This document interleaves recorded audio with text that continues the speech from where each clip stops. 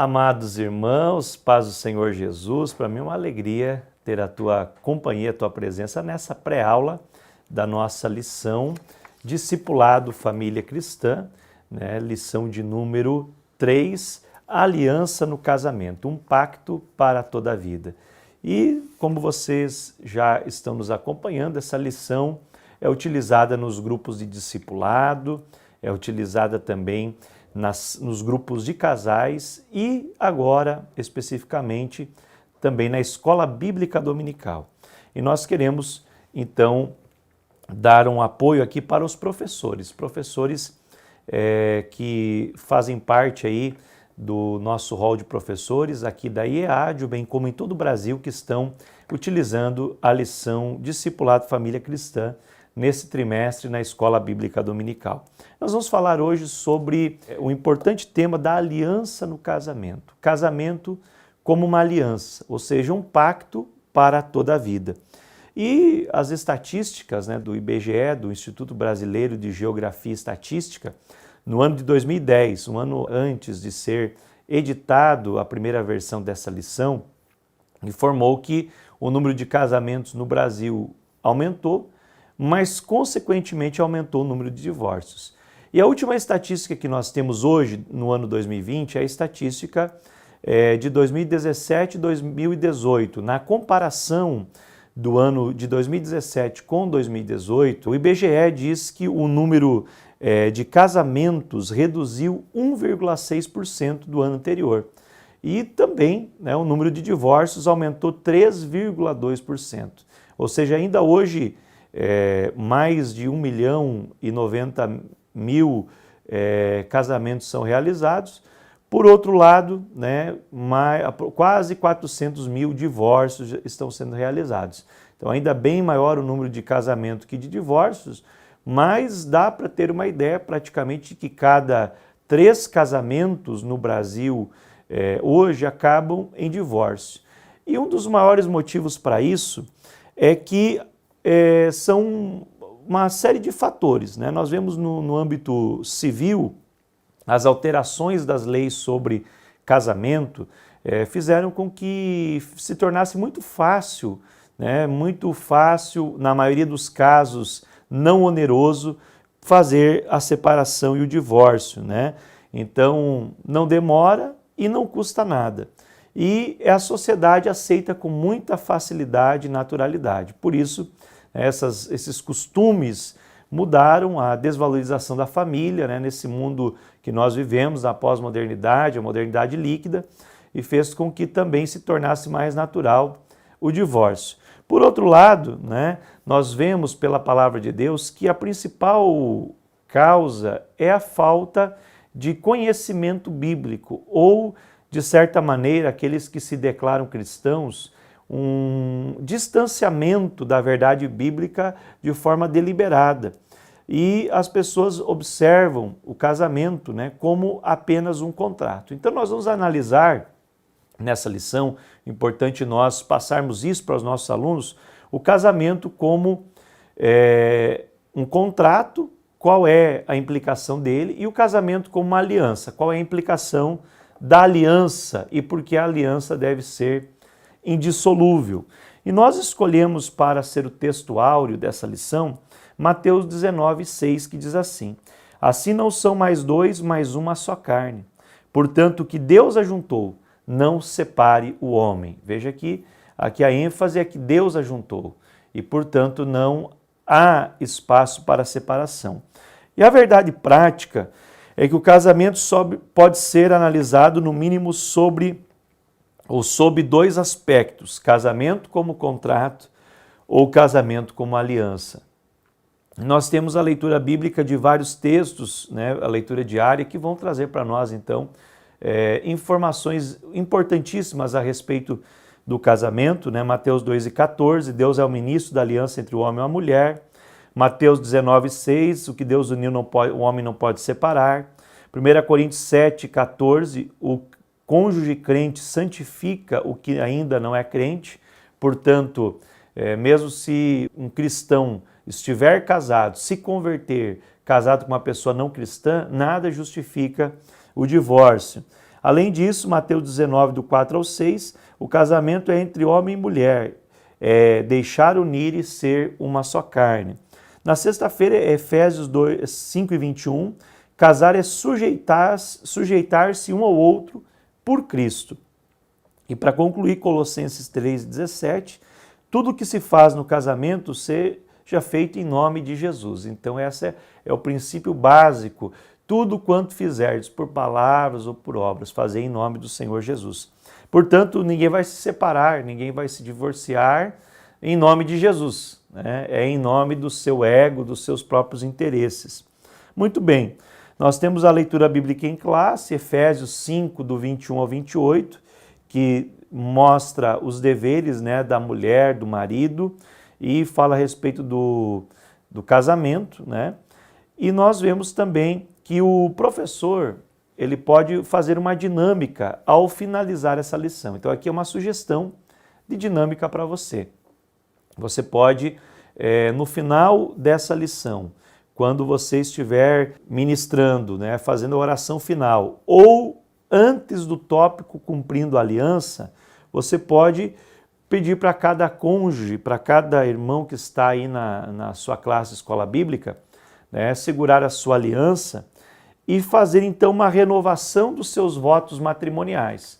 E diante dessa renovação, o pastor, no caso da igreja, faz a oração pelas alianças e pelos casais que estiverem ali presentes, ou individualmente se a pessoa estiver ali, mas para ela lembrar-se da sua aliança e fazer um compromisso de voltar à aliança e depois colocar essa aliança novamente no seu dedo. Então, basicamente, nós temos duas definições de casamento. Casamento como contrato. Como contrato, o casamento ele é um acordo bilateral, ou seja, tem duas pessoas que fazem um acordo. E esse contrato, ele é feito diante da lei, das autoridades legais, ele é um contrato civil, e ele tem as suas próprias regras de formação. Então, nesse acordo bilateral, as duas pessoas, se comprometem a cumprir os termos do contrato. E caso uma parte fale, a outra não tem a obrigação de cumprir o contrato. E ela não está mais ligada aos termos do contrato. Isso é no sentido legal, de um contrato. Embora nós sabemos, e a maioria das igrejas no Brasil não aceitam como legítimo o casamento apenas como contrato, como união estável. Mas aqui nós estamos falando não do ato em si, do civil, mas da natureza do casamento. Então, o que significa uma pessoa que tem na sua mente o casamento como um contrato? Essa pessoa não casa para fazer o outro feliz, mas ela casa para ser feliz. E ela tem, esse contrato ele dura enquanto a pessoa se sentir feliz no casamento. E não raras vezes, a pessoa diz, olha, eu não encontrei a pessoa certa, eu não sou feliz e por isso eu preciso ir em busca de uma nova pessoa.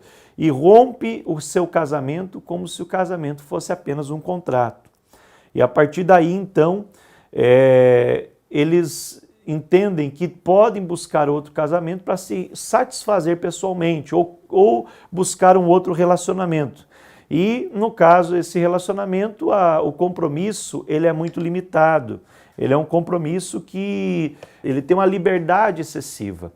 E nós vemos que essas cláusulas contratuais têm como base as leis civis do país, seja qual for o país que esteja inserido. Então, a base do casamento como contrato é a lei. Eu acho que essa pessoa é a pessoa da minha vida, vou casar, e se por algum momento eu não quiser mais essa pessoa não me fizer feliz, então eu vou romper esse contrato e eu posso procurar outra pessoa e a lei me ampara para fazer isso. Essa é a visão mundana, é a visão da sociedade como um todo, como eu já falei, uma sociedade sem valores morais que vive uma crise ética, Mas nós vemos que o casamento como aliança, ele tem como base as escrituras sagradas.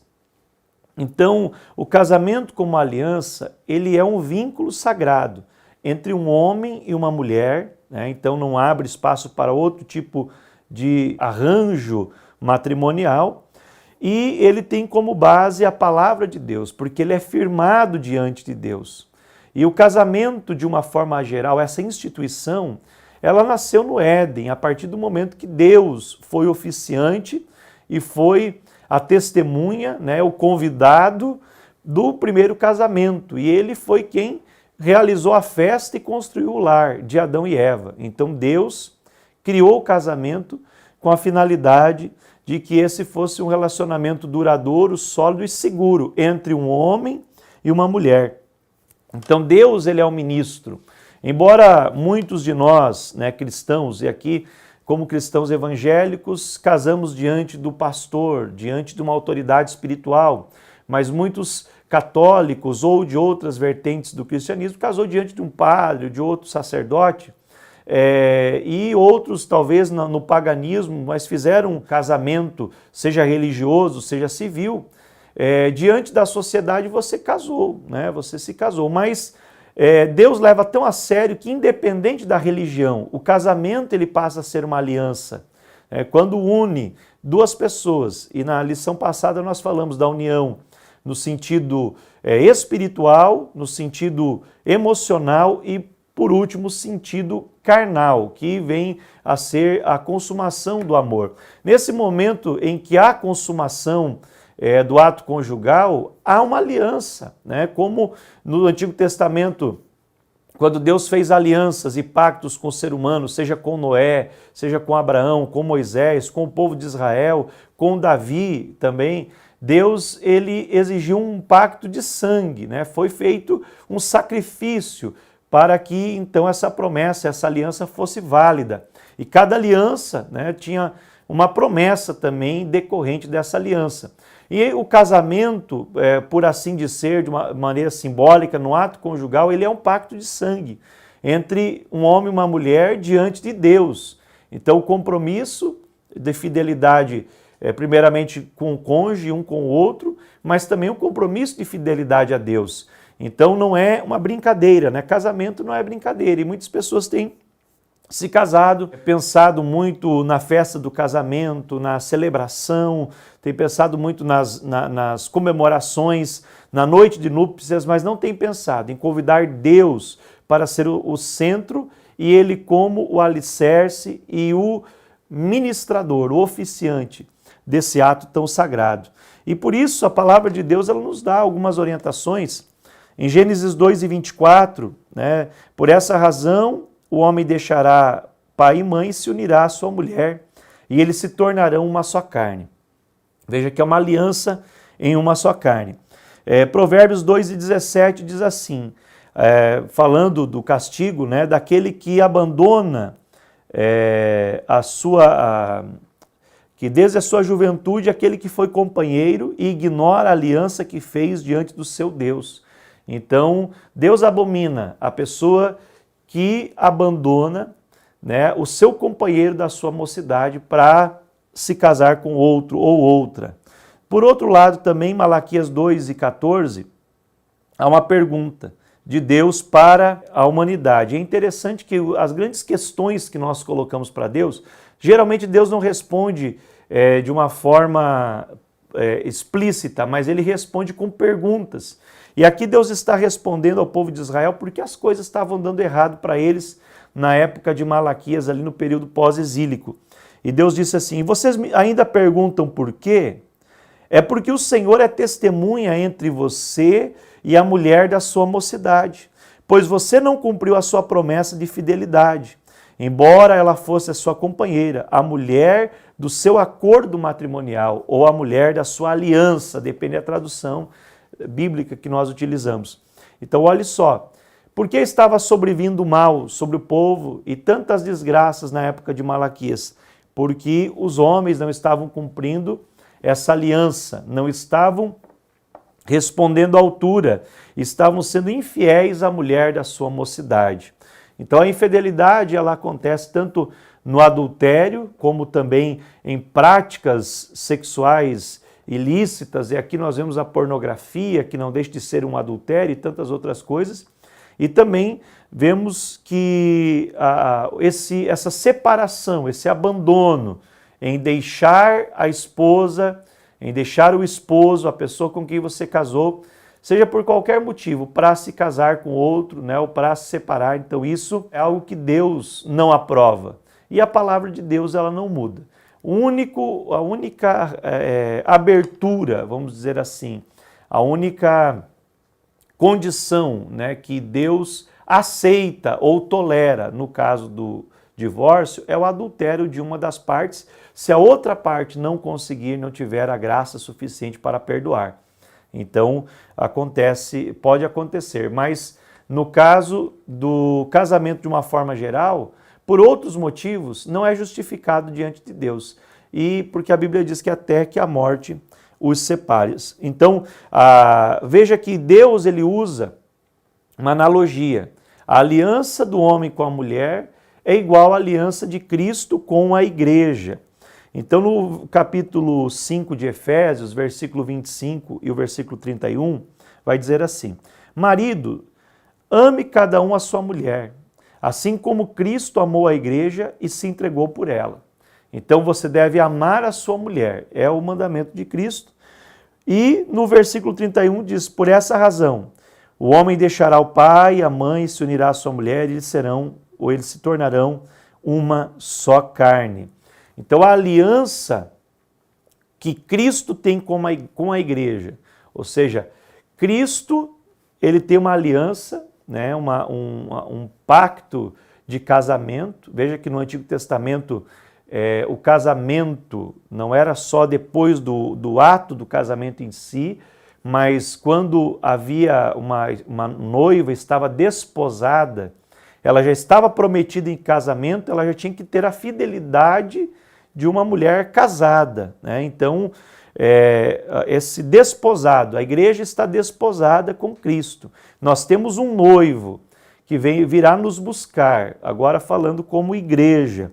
E essa aliança ela foi feita um pacto de sangue. Qual sangue? O sangue que Jesus derramou, se entregando por ela, para haver igreja santa, sem mácula, sem ruga, igreja gloriosa, que vai subir com Jesus no arrebatamento. Por outro lado, está Cristo, né, que ele consumou essa aliança se entregando pela igreja. Então, Cristo é a igreja. Né? A igreja tem o compromisso de manter-se pura e Cristo fez o sacrifício por ela. No arrebatamento, então, essa aliança eterna, ela vai se concretizar de fato quando nós nos uniremos com Cristo e estaremos no céu para sempre com o Senhor. O casamento entre o homem e uma mulher, ele tem a mesma simbologia, porém, o casamento entre o marido e a mulher, ele tem uma validade. Não é eterno, mas é até que a morte os separe. Quando a morte separar, o cônjuge viúvo, né, ele tem o direito de casar com outro, né? Então, a aliança, ela vai até a morte. Tanto que no céu, Jesus disse que ninguém vai se casar e se dar em casamento. Seremos semelhantes aos anjos. Então, o casamento é algo, é uma bênção de Deus para nós aqui na terra. Então, vamos comparar um pouquinho aqui o casamento como contrato e como aliança. Tem uma tabela na nossa lição, você pode projetar essa tabela também para os seus alunos. O casamento como contrato, ele é bilateral, formado, mantido e dissolvido voluntariamente por qualquer um dos dois envolvidos. Já a aliança é um contrato unilateral, tempo ilimitado, irrevogável, indissolúvel, válido até a morte, conforme a Bíblia Sagrada nos ensina em Mateus 19:6. O casamento como contrato é um compromisso limitado e a prioridade é para a vida individual, é a pessoa se sentir feliz.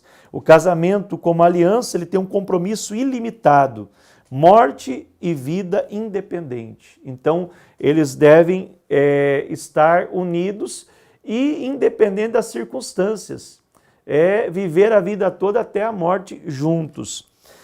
O casamento como contrato é alicerçado na lei civil, o casamento como aliança é alicerçado na lei divina. O casamento como contrato, ele é firmado visando o benefício próprio. O casamento como aliança, ele é firmado visando o bem da outra pessoa. E aqui está o grande segredo do casamento, aqui está a grande chave, né? Porque a maioria das pessoas casam para ser feliz através do casamento.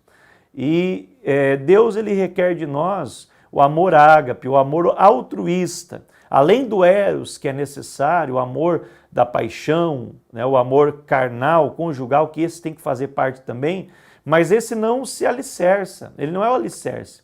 Porque um dia, se esse amor passar, o que vai segurar o casamento em pé é o amor ágape, e é o amor sacrificial, visar o bem do outro. Eu não caso para ser feliz, mas eu caso para fazer o outro feliz. E na felicidade do outro, eu também posso ser feliz. No casamento como contrato, exige o desempenho do parceiro, ele tem que atender às minhas necessidades. Mas no casamento como aliança, o que exige? Exige a confrontação e o perdão diante das falhas que naturalmente vão haver, conforme Mateus 19, 7 e 8. E nós vemos também, né, o casamento como contrato, ele alimenta mais o narcisismo e o egoísmo. E muitos casamentos são baseados na necessidade física, na aparência, na necessidade financeira, né, e na dependência de ter alguém ou numa codependência, um dependendo do outro, como uma relação doentia.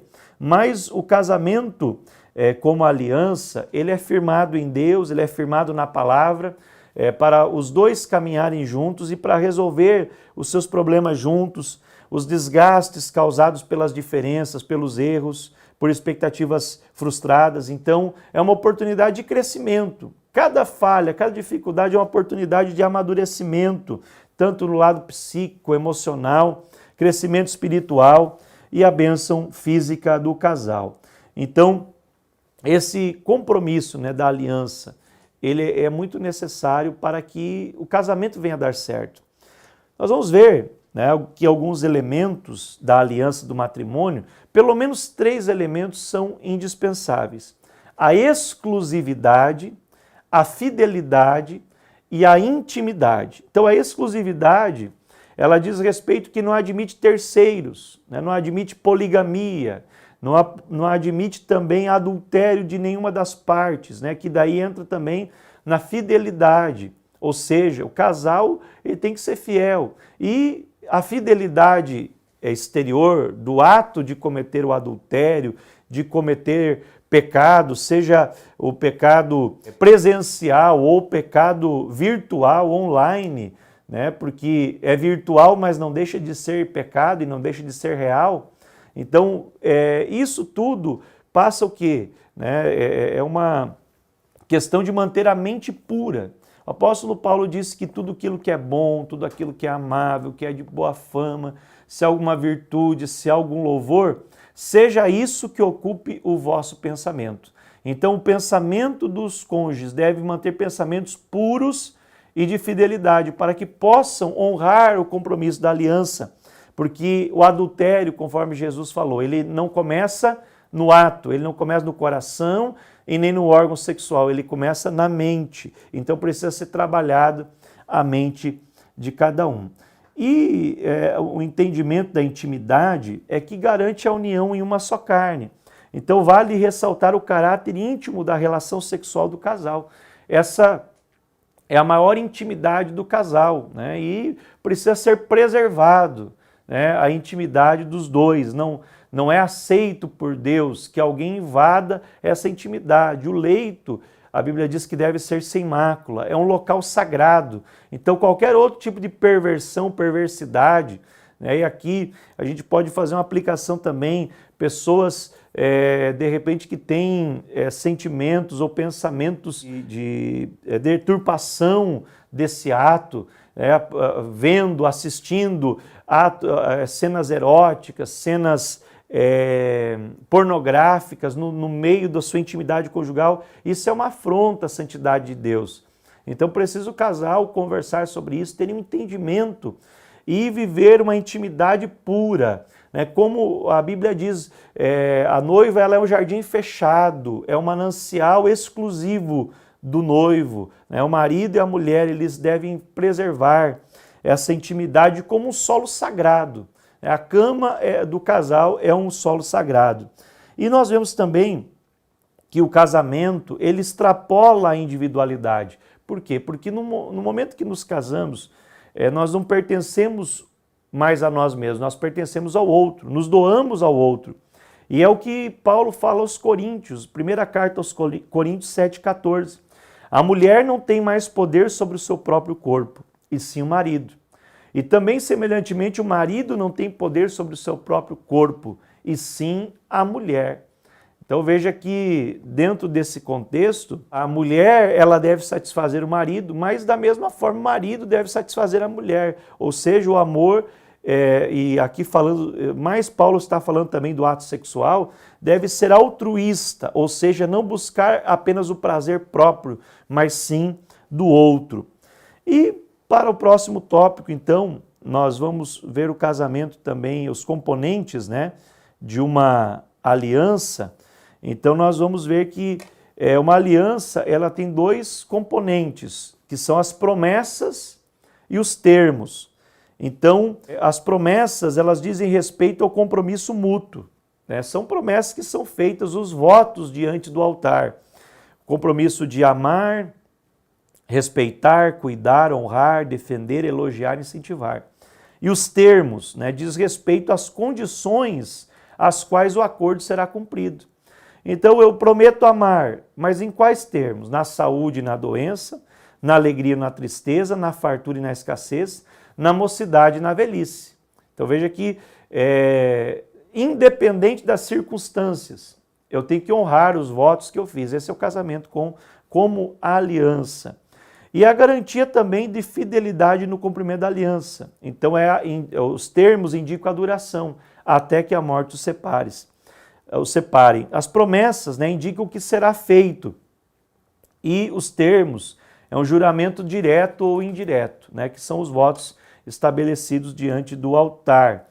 Então, uma vez que as pessoas se obrigam pela sua palavra e pelos seus votos a cumprirem esses termos, essas promessas na noite de núpcias, elas vão ser felizes apenas se cumprirem aquilo que prometeram. E isso, né, são obrigações diante de pelo menos duas pessoas, principalmente diante do parceiro e diante de Deus. Então, se eu não cumprir, eu estou pecando contra meu parceiro e contra Deus. E também, por que não dizer, diante das testemunhas, diante da família, da igreja reunida, de todos ali envolvidos nesse ato, que é a celebração do casamento. Então nós, encaminhando aqui para o final da lição, vemos, né, que como cumprir a aliança, né? Então nós temos que considerar Deus, a aliança e as funções. Então nós vemos que Deus, ele estabelece, né, a aliança, e nós vemos que nós temos obrigações e para desfrutar benefícios. Então, para alcançar benefícios, eu preciso cumprir obrigações. Você quer ser beneficiado pelo casamento? Cumpra suas obrigações. Um exemplo. Primeiro, considerando a Deus como parceiro ativo da aliança. Então, Deus ele faz parte da aliança. Não como casado, eu não tenho que pensar que eu sou casado apenas com a minha esposa, mas eu sou casado com a minha esposa diante de Deus. O cordão de 3 dobras, ele não se quebra com facilidade. Também considerar o casamento uma aliança indissolúvel, né? A palavra, eu quero me divorciar, eu quero me separar de você, esse tipo de palavra não deve estar no meio de um casal que casou com uma aliança diante de Deus. Também submetendo-se aos desígnios de Deus para o matrimônio, ou seja, cada um exerce sua função e o papel dentro do lar como o Senhor instruiu. Então nós vamos ver que o marido tem papéis e a mulher tem papéis. Ambos têm o mesmo compromisso, a mesma obrigação, só que têm papéis diferentes. Esses papéis no casamento é que muitas pessoas não entendem. Então na questão, por exemplo, do papel do marido, da autoridade do marido, a autoridade da submissão da mulher, há muitos usos e abusos e que vão ser esclarecidos nas próximas 2 lições, o papel do marido e o papel da mulher. Mas nós precisamos entender que há funções específicas e temos que nos esforçar para cumprir isso. Além disso, né, nós temos que praticar todos os atos de amor. Então, o amor, né, o amor colocado em prática é o que vai fazer diferença na vida do casal. Mantendo a pureza moral no contexto do casamento. Então, como eu já falei, começando pela mente. Se começar pela mente, se você tiver um pacto, uma aliança com Deus e colocar, né, esse pacto, essa aliança com Deus e com o seu cônjuge acima de qualquer coisa, então você não dará brecha. Você precisa ser curado ou curada, né, em não aceitar o divórcio em nenhuma hipótese. Isso é uma fortaleza da mente que precisa ser quebrado. Por exemplo, se você a qualquer momento fala em se separar, não te amo mais, não quero mais ver com você, isso aí tem que ser trabalhado em uma libertação, em uma cura da alma, para que você vença essa fortaleza mental, né, que são fortalezas que o diabo constrói na mente das pessoas. E também o compromisso de ter uma vida pura, como Jó falou, né? Colocaria eu os olhos em uma virgem, né? Atentaria eu para uma virgem?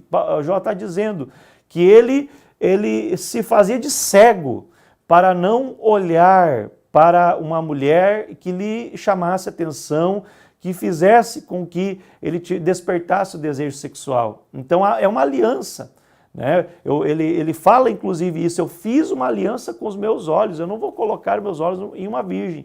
Por isso que Jó foi considerado um homem reto, íntegro, temente a Deus e que se desviava do mal. Então tem pessoas que procuram o mal, mas nós precisamos nos desviar do mal. Tudo aquilo que faz você ser tentado na área da imoralidade, você deve evitar e deve trabalhar diante de Deus para evitar isso e vencer, né? Independente da circunstância, vencer. Então, dos exercícios se em algum momento você é tentado, analise esse momento. Se é o momento que você está sozinho, se você está viajando, se você está no meio de pessoas do sexo oposto, onde você está, com quem você está, que tipo de conversa, que tipo de filme, que tipo de vídeo, que tipo de bate-papo nas redes sociais que leva à tentação, e você deve cortar isso pela raiz, né? Manter o compromisso da pureza sexual. Outra coisa é ser altruísta, generoso no relacionamento físico sexual. Então, o altruísmo, a alteridade, ter o outro em estima, é o que Jesus falou, que nós precisamos honrar o outro, principalmente o homem, honrar a mulher como o vaso mais fraco. Então, o homem tem esse compromisso de fazer com que a mulher seja satisfeita e não apenas ele, né? Então, esse é um compromisso. E ser generoso, né? A generosidade mútua. E também, por último, o amor incondicional. Inicialmente, as pessoas se casam por amor e depois o casamento deve sustentar o amor entre o casal. Então, casamos por amor, por paixão. O que fazer se o amor esfriou? É lutar para reacender a chama do amor, mas com uma base. Eu estou alicerçado na rocha, estou alicerçado em Cristo, e o meu casamento é a base. Se o meu casamento não tem o amor que tinha, aquele primeiro amor, lá no tempo de namorados ou no tempo de recém-casados, esse amor precisa ser restaurado. E aí é onde precisa se buscar, primeiramente em Deus, aproximar-se de Deus, para o casal se aproximar um do outro também. E aqui ajuda, né, do aconselhamento.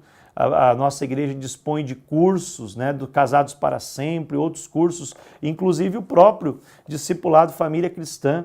É uma boa opção para você ter um casal que tenha bom relacionamento entre eles, que tenham essa boa vivência no casamento, que já passaram por lutas e dificuldades sozinhos e podem ministrar a vida deles, né, e a palavra de Deus para que você, no teu casamento, tenha então esse renovo tão necessário, tão importante. E também, né, nós temos aqui que a aliança, ela nunca deve ser rompida. Ela tem um preço alto, né? Mas como Jesus entregou a sua vida pela noiva, você e eu devemos entregar a nossa vida. É o marido entregar a vida para a esposa lutar pela vida do marido, entregar-se com todas as forças para um relacionamento duradouro, ou seja, cumprir a aliança é fundamental, inclusive entregando a sua vida, as suas paixões e os seus desejos. Nós concluímos que o casamento, dentro das normas bíblicas, é a aliança com Deus e com o cônjuge e requer do marido e da esposa exclusividade, fidelidade e intimidade. Espero ter ajudado você, nessa pré-aula, tanto nos grupos de discipulado como também na Escola Bíblica Dominical, que você possa ser um instrumento de Deus para abençoar casamentos, abençoar famílias, em nome de Jesus. E nós vamos deixar aí na descrição do vídeo os contatos do Discipulado para o Brasil, o nosso site, que é www.discipuladoparobrasil.com.br, que você pode entrar em contato conosco. E nós montamos agora 2 grupos também para dialogar, discutir e colocar recursos, subsídios, inclusive os slides e o material do mestre no WhatsApp. Então nós temos o grupo no WhatsApp e o grupo também no Telegram, WhatsApp e Telegram.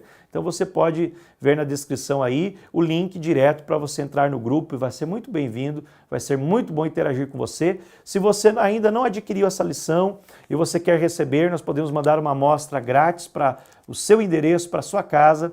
E se você quer ministrar na sua escola dominical, na sua igreja, nos grupos de discipulado, no grupo de casais, no departamento de família, nos procure, nos contate, nós temos um preço muito especial, preço de custo para as igrejas, para poder abençoar o reino de Deus, na visão do Discipulado para o Brasil, do nosso pastor-presidente, pastor Sérgio Melfior, e que também é um dos grandes apoiadores da família nesses últimos tempos. Então que Deus em Cristo abençoe você e sua família, uma ótima aula, um ótimo encontro e que Deus abençoe em nome de Jesus.